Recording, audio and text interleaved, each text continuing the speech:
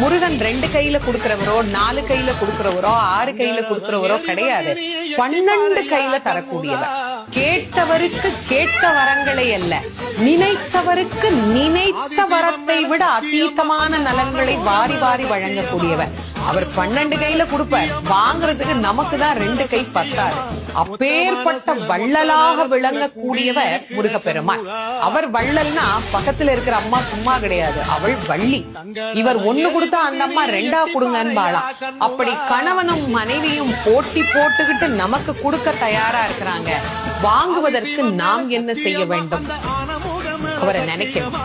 எப்படி நினைக்கணும்? அரை நிமிஷமாவது நினைக்கணும். அரை நிமிஷம் எப்படி நினைக்கணும்? எனக்கு கொடுப்பாரு, எனக்கு கொடுப்பாரு, எனக்கு கொடுப்பாருன்னு நினைக்க கூடாது. முருகப்பெருமானை உள்ளம் உருகி, அந்த உள்ளம் உருகுகிற போதே நமக்கு அப்படியே கண்களில் இருந்து ஆனந்த கண்ணீர் அப்படியே பெருகும். அந்த கண்ணீர்